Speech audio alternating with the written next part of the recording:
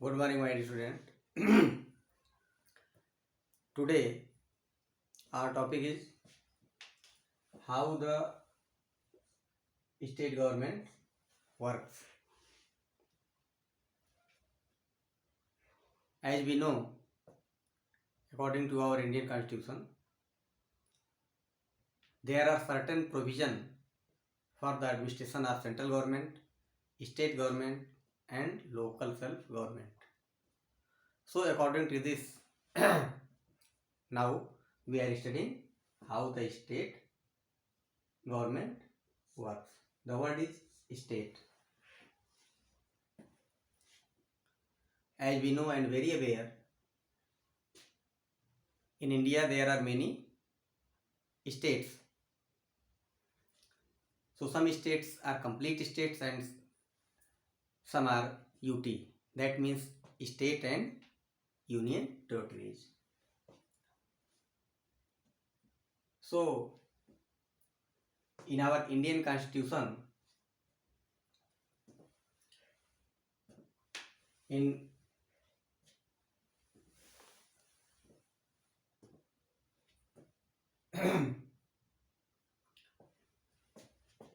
part 6 to 9 and article 152 to 243, part 6 to 9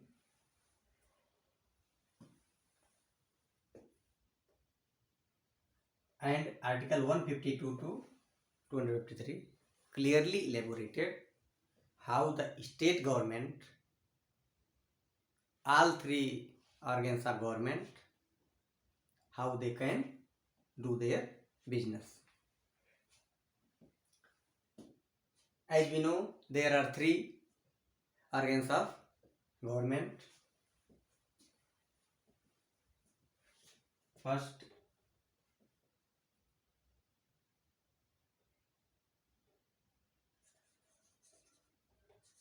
legislative,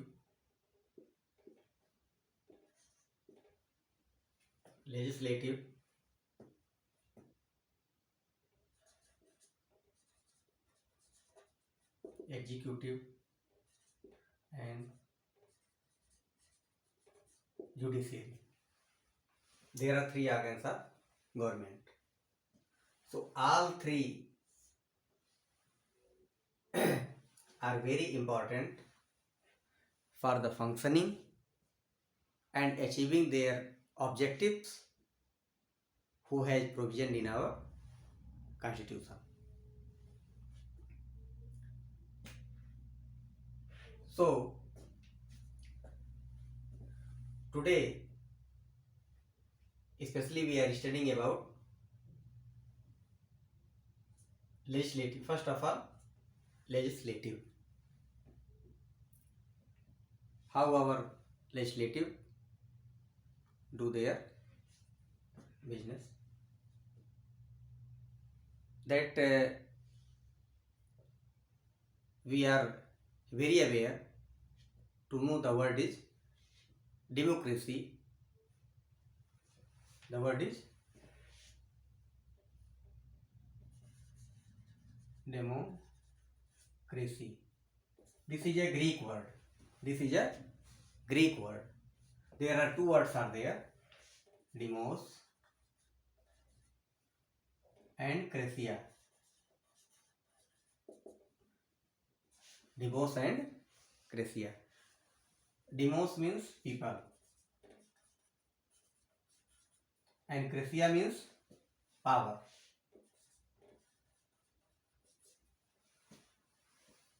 That means power किसके पास है? जनता के पास. I think the best definition of democracy, Abraham Lincoln was derived in their statements, the government of the people, by the people and for the people. यानी जो जनता है वही किसको चुनती है? अपने में से किसी को चुनती है और फिर वह शासन करता है। तो डेमोक्रेसी ग्रीक वर्ड है जिसका मतलब जो पावर है वो पीपल के पास, यानी लोगों के पास जो राइट है वो किसके पास है? जनता के पास, जो नागरिक है उसके पास है। जैसे कि हम जानते हैं we are the biggest democracy in the world and our constitution also is a very broad written constitution in the world. So today we are studying how the state government works. राज्य सरकार जो होती है वो काम कैसे करती है। तो कैसे काम करती है राज्य सरकार? जब कोई जनरल या बाई इलेक्शन होता है तो जो पॉलिटिकल पार्टीज हैं वो क्या करती हैं? अपने कैंडिडेट्स कॉन्स्टिट्यूंसीज में खड़े करती हैं और वही जो एमएलए जीत करके आते हैं और जिस भी पार्टी के जो एमएलए हैं वह जब आधे से अधिक संख्या उनकी रहती है जिस पार्टी का, वही सरकार बनाते हैं। यानी सरकार बनाने के पहले वे अपने क्या करते हैं? अपने में से ही किसी को एक संसदीय दल का नेता, विधानमंडल दल का नेता चुनते हैं और फिर वो सरकार बनाते हैं। तो यहाँ हम स्टडी कर रहे हैं who is an MLA. MLA होता कौन है? किसे एमएलए कहेंगे? एमएलए का क्या मतलब है? ये है एमएलए का मतलब है member of legislative assembly. Member of legislative assembly यानी एमएलए का मतलब है मेंबर ऑफ लेजिस्लेटिव असेंबली, यानी जो लेजिस्लेटिव असेंबली है, विधानमंडल है, उसका वो मेंबर है एमएलए। यानी जैसे यूपी है, सपोज दैट यूपी, तो यहाँ पर जो लेजिस्लेटिव असेंबली है क्या है? लेजिस्लेटिव असेंबली है, इसमें 403 मेंबर्स। कितने मेंबर? 403 मेंबर। तो जो लेजिस्लेटिव असेंबली है इसके लिए जनरल या बाई इलेक्शंस होते हैं। जनरल इलेक्शन जो हर 5 वर्ष पे होता है। बाई इलेक्शंस का मतलब है कि जैसे बीच में कोई सरकार पूरे 5 वर्ष कार्यकाल नहीं पूरा कर पाई तो बीच में जो इलेक्शन होता है उसे हम क्या करते हैं? बाई इलेक्शन करते हैं। तो जो एमएलए होता है वो लेजिस्लेटिव असेंबली यानी जो 403 मेंबर है इसी में से एक जो चीजें हैं उसी को हम एमएलए बोलते हैं। हर एक को एमएलए बोलते हैं, इसका मेंबर, विधानमंडल दल जो विधानसभा है। अब जो एमएलए है और जो राजनीतिक पार्टी है, किस राजनीतिक पार्टी को हम कहेंगे वो मेजॉरिटी में है, यानी मेजॉरिटी की परिभाषा क्या होगी? कैसे हम कहेंगे मेजॉरिटी है? मेजॉरिटी की परिभाषा क्या है?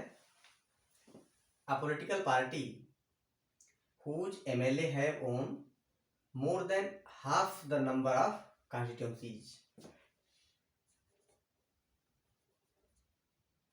Constituencies in a state can be said to be in a majority। यानी जो विधानमंडल है, ये विधानमंडल है, यहाँ की जो पूरी सीटें हैं यानी जो विधानसभा की सीटें हैं उसमें जो आधे से अधिक जिसकी संख्या होगी, जिस भी पार्टी की, जिस भी राजनीतिक दल का, तो हम क्या कहेंगे? ये पार्टी मेजॉरिटी में है। यानी यूपी जैसे है तो यहाँ पे मेजॉरिटी में आने के लिए कितनी सीट चाहिए? आधे से अधिक कितना होगा? 202।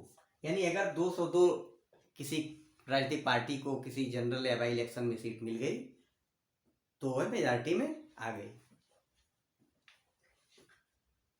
और जो रूलिंग पार्टी है, अपोजिशन पार्टी है, हम कैसे जानेंगे कि रूलिंग पार्टी कौन है, अपोजिशन पार्टी क्या? अभी मेजॉरिटी यानी कि मेजॉरिटी में, मेजॉरिटी किसे कहेंगे? मेजॉरिटी किसे कहेंगे? जिसको आधे से अधिक संख्या मिल गई। The political party that has the majority is called the ruling party. यानी जो मेजॉरिटी में आ गई इसी क्या है? यही रूलिंग पार्टी होगी। यही पार्टी क्या रूलिंग, क्योंकि यही लोग क्या करते हैं?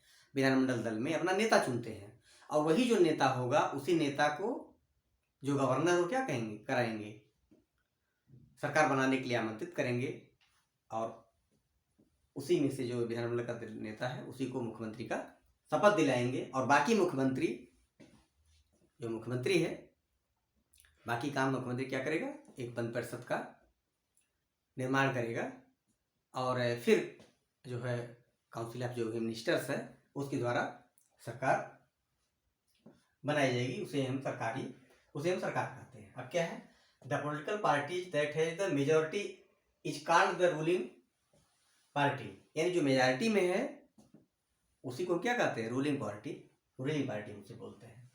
And all the members are called the opposition, और बाकी जितने भी पार्टियां हैं, किसी को 10 सीट, किसी को 5 सीट, किसी को 50 सीट, किसी को 150 सीट, जो भी सीट मिल रही है तो उसे हम क्या बोलेंगे, अपोजिशन की पार्टियां, जितनी भी पार्टियां हैं, यानी जो सत्ता में नहीं है।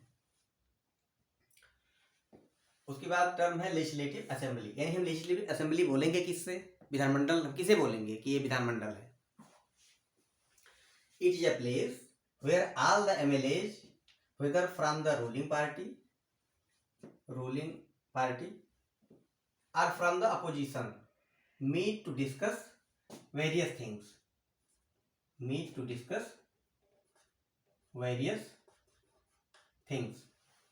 यानी विभिन्न जो टॉपिक्स होते हैं, इंपॉर्टेंट इश्यूज होते हैं, उस पर क्या करते हैं वो लोग, बहस करते हैं। जो कानून है, कोई लॉज है, उसमें संशोधन करते हैं, अमेंडमेंट करते हैं। कैसा, जो समय के अनुसार होता है, जरूरत होता है। जैसे हम लोग जानते हैं कि जो पर्सन, प्लेस, थिंग्स और बहुत सारे वेरिएबल्स होते हैं, जो टाइम बीइंग है, बहुत सारी चीज़ें हैं उसकी ज़रूरत नहीं है तो क्या करते हैं, रिमूव कर देते हैं। और जिसकी बहुत सिग्निफिकेंस है और अभी तक प्रोविजन नहीं है तो क्या करते हैं, अमेंड कर देते हैं, ले आते हैं उस चीज़ को। तो इसीलिए यहाँ पे क्या है, लेजिस्लेटिव असेंबली में क्या करते हैं, सारे लोग डिस्कस करते हैं, बहस करते हैं, इशूज फ्रेम होते हैं और वहाँ पे कानून बनते हैं कि इसकी ज़रूरत है, इसकी नहीं है। उसे हम क्या बोलते हैं, लेजिस्लेटिव असेंबली, यानी विधानसभा बोलते हैं। अब है वर्किंग ऑफ द गवर्नमेंट, यानी जो गवर्नमेंट है वो वर्क कैसे करती है, सरकार कैसे कहते हैं, हम कैसे कहें कि सरकार कैसे चलती है, कैसे जानेंगे हम सरकार कैसे चलती है। तो सरकार जो चलती है, सरकार वो स्टेट गवर्नमेंट कैसे काम करती है, तो वहाँ क्या है, स्टेट गवर्नमेंट की पूरी फंक्शनिंग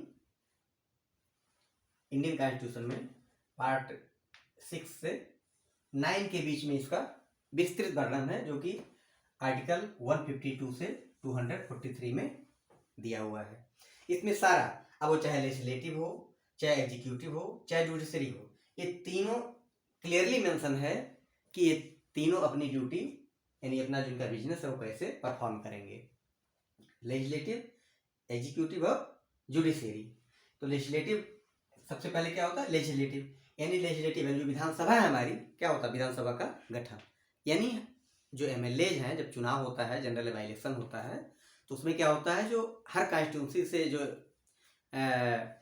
हर पार्टी अपना कैंडिडेट खड़ी करती है, तो जो 18 वर्ष से ऊपर जितने भी हमारे उस पर्टिकुलर राज्य के नागरिक हैं, वो अपना वोट कास्ट करते हैं और फिर जो विजयी होता है, first past the post system के आधार पर, इंडिया में जो सिस्टम है इलेक्शन का, और इंडियन पीपुल्स रिप्रेजेंटेशन एक्ट 1951 है, 1951 जनप्रतिनिधित्व कानून, उसमें बहुत सारे राइट हैं जो इलेक्शन कमीशन को दिया हुआ है। और वह इलेक्शन कमीशन क्या करता है, अपने राइट डेलीगेट्स कर देता है, किसको, जो स्टेट का इलेक्शन होता है, यानी जो स्टेट है इलेक्शन कमीशन होता है उसमें, तो स्टेट इलेक्शन कमीशन उसको सारी जो प्रक्रिया है, जो प्रोसेस है इलेक्शन का, वो संपन्न करवाता है। और पीपुल्स रिप्रेजेंटेशन एक्ट जो 1951 का है, वो बहुत ही बृहद है और बहुत पावरफुल है, जो हमारे आर्टिकल 324 में इलेक्शन कमीशन, किसको, इलेक्शन कमीशन, इंडिया का जो इलेक्शन कमीशन ऑफ इंडिया है, election commission of India, Bharat का जो निर्वाचन आयोग है, उसको बहुत सारे राइट देता है, 324 से लेकर के 329 तक। तो ये जो इलेक्शन का सारा प्रोसेस है, अधिसूचना जारी करने से लेकर के फाइनल कैंडिडेट उसके विजयी होने की लिस्ट तक, ये सारा इलेक्शन कमीशन ही करता है। तो जब लेजिस्लेटिव यानी विधानमंडल दल का गठन हो गया, विधानमंडल का गठन, उसके बाद प्रक्रिया जो है ये सरकार की, जो सरकार बनी हमारी स्टेट गवर्नमेंट की, फिर वो जो काउंसिल ऑफ मिनिस्टर्स है वो क्या हो जाती है, वही काउंसिल ऑफ मिनिस्टर्स ही फिर एग्जीक्यूटिव में आ जाती है। और एग्जीक्यूटिव, ये पॉलिटिकल एग्जीक्यूटिव हो गए। उसके बाद होता है पॉलिटिकल एग्जीक्यूटिव, एग्जीक्यूटिव के बाद कौन होता है फिर परमानेंट एग्जीक्यूटिव। क्या होते हैं परमानेंट एग्जीक्यूटिव। तो परमानेंट एग्जीक्यूटिव में कौन होते हैं, जैसे सीएम के बाद जो हायरार्की जो परमानेंट एग्जीक्यूटिव की है, chief secretary, additional secretary, deputy secretary, assistant secretary, बहुत सारे डिपार्टमेंट्स के हेड, ब्यूरो चीफ, डायरेक्टर्स, फिर उसके बाद commissioners, IG, DIG, DM, ADM, SDM, ये पूरा प्यून तक चलती है ये सारी चीज़ें सबको। तो ये मोस्टली सिविल सर्वेंट्स होते हैं जो परमानेंट एग्जीक्यूटिव में आते हैं और प्यून तक जो सारी प्रक्रिया को फॉलो करते हैं। और जुडिशरी है। तो इन सारे जो प्रक्रिया है राज्य सरकार की, यानी जो स्टेट गवर्नमेंट वर्क करता है, ये तीनों के माध्यम से, यानी स्टेट गवर्नमेंट के तीनों एक ऑर्गन है जिससे जो है राज्य का प्रशासन सुव्यवस्थित तरीके से और कॉन्स्टिट्यूशन के अनुसार, अकॉर्डिंग टू कॉन्स्टिट्यूशन चलाया जाता है। जैसा कि हम जानते हैं कि जो भारत में शासन का प्रकार है वो 3 टियर सिस्टम है। जैसे हम लोग क्या जानते हैं कि जो इंडिया लेवल पे है वो क्या है, वहाँ यानी सेंट्रल गवर्नमेंट। क्या है सेंट्रल गवर्नमेंट। तो सेंट्रल गवर्नमेंट में भी यही है, लेजिस्लेटिव, एग्जीक्यूटिव और जुडिशरी। सेंट्रल गवर्नमेंट, वहाँ भी विधानमंडल यानी जो संसद है, और उसके बाद एग्जीक्यूटिव जो पीएम, उसके बाद जुडिशरी जो सुप्रीम कोर्ट। इसी तरह से जो स्टेट गवर्नमेंट है, स्टेट गवर्नमेंट, यहाँ पे मुख्यमंत्री, और उसके बाद फिर लोकल सेल्फ गवर्नमेंट। तो लोकल सेल्फ गवर्नमेंट जैसे पंचायत एडमिनिस्ट्रेशन है, म्यूनिसिपल एडमिनिस्ट्रेशन है। तो इस तरह से 3 टियर सिस्टम है इंडिया में। जो एडमिनिस्ट्रेशन का सिस्टम है वो 3 टियर सिस्टम है। और जो गवर्नमेंट के ऑर्गन हैं, यानी तो कितने ऑर्गन, 3 पार्ट्स हैं सरकार के, 3 पार्ट हैं, 3 अंग हैं, जिसको हम लेजिस्लेटिव, एग्जीक्यूटिव और जुडिशरी के नाम से जानते हैं। जो हम सरकार की बात करेंगे, how the state government work, सरकार कैसे काम करती है, तो पहले तो सरकार का निर्माण करेंगे। सरकार निर्माण कैसे होती है, सरकार बनती कैसे है, तो भी हमने बताया कि सरकार किस तरह से बनती है। पॉलिटिकल पार्टीज जो होती हैं वो जनरल बाई इलेक्शन में अपने कैंडिडेट खड़े करती हैं, और वही कैंडिडेट जिस पार्टी के अधिक होते हैं, यानी आधे से अधिक होते हैं, वही मेजॉरिटी कहलाती है। और वही फिर विधानमंडल दल में अपना नेता चुनते हैं। फिर गवर्नर उनको शपथ प्रतिज्ञा नियुक्त करता है, शपथ दिलाता है। फिर काउंसिल ऑफ मिनिस्टर्स होती है जो पॉलिटिकल एग्जीक्यूटिव होती है और उसके बाद फिर परमानेंट एग्जीक्यूटिव के द्वारा सारा प्रोसीजर फॉलो करके एडमिनिस्ट्रेशन किया जाता है। तो ऐसे ही सरकार की जो व्यवस्था है यह पूरा कॉन्स्टिट्यूशनल है, यानी ये संविधान में दिया गया है। और फिर उसको, यानी संविधान में जो ऑब्जेक्टिव्स हैं, फिलॉसफी है संविधान की, जो भी चीज़ें संविधान में लिखा हुआ है, उसी के अनुसार ही जो सेंट्रल गवर्नमेंट है, स्टेट गवर्नमेंट है और लोकल सेल्फ गवर्नमेंट है, ये तीनों गवर्नमेंट है, जो तीनों शासन है भारत में, त्रिस्तरीय शासन की व्यवस्था है ऊपर से नीचे तक संपूर्ण भारत में, वह कॉन्स्टिट्यूशन में ऑलरेडी प्रोविजन है उसका, उसी के अनुसार दिया गया है। अब कॉन्स्टिट्यूशन में जो प्रोविजन है, अगर उसके अनुसार कोई भी सरकार नहीं चलाई जा रही है तो जुडिशरी क्या करती है, उसके अनुसार अगर नहीं चलाया जा रहा है तो जुडिशरी क्या करती है, उस जो कानून है, पर्टिकुलर कानून है, जो बाधा है कॉन्स्टिट्यूशन के अनुसार शासन करने में, उसको क्या करती है, नल एंड वाइड कर देती है। किसको, उस पर्टिकुलर कानून को जो कॉन्स्टिट्यूशन के अनुसार सही नहीं है। क्योंकि जो कॉन्स्टिट्यूशन है उसका सुपरविजन करने का राइट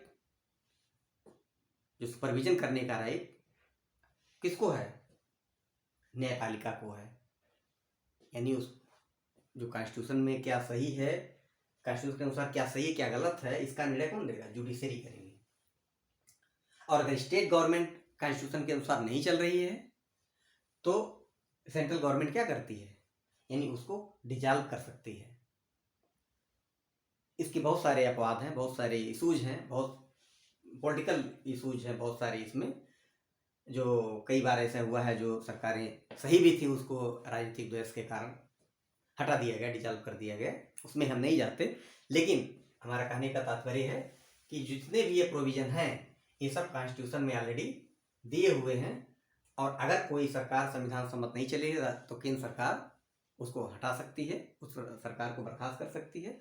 और राज्य सरकार और केंद्र सरकार अगर कोई कानून पारित करता है जो कि संविधान के मूर्तमान आदर्शों और उद्देश्यों को अनुसार नहीं है तो न्यायपालिका उसको नल एंड वाइड घोषित कर सकती है। लेकिन कुछ जो है बहुत सारी इसमें इशूज हैं। कुछ लोगों का मत है कि जो सॉवरेन पावर है वो किसके पास है? पार्लियामेंट के पास है। सॉवरेन पावर पार्लियामेंट के पास है, लेकिन वो उनको ये नहीं पता कि सॉवरेन पावर पार्लियामेंट के पास है, लेकिन वो सॉवरेन पावर आया कहाँ से? सॉवरेन पावर कॉन्स्टिट्यूशन से ही आ रहा है। तो भारत में सर्वोच्च कौन है? कॉन्स्टिट्यूशन। और उसमें पावर का बाकायदे क्या है? सेपरेशन है कि लेजिस्लेटिव क्या काम करेगी, एग्जीक्यूटिव क्या काम करेगी, जुडिशरी क्या काम करेगी। और अगर अपने अपने क्षेत्र में रह करके सारे काम करे तो व्यवस्था भंग नहीं होगी। यानी जो एडजस्टमेंट है कॉन्स्टिट्यूशन का वो चलता रहेगा। जब कोई अपने ही राइट को ब्रीच करता है या सुपरसीड करता है तभी प्रॉब्लम होता है। तो today let's conclude our topic and we will meet soon again. Thank you.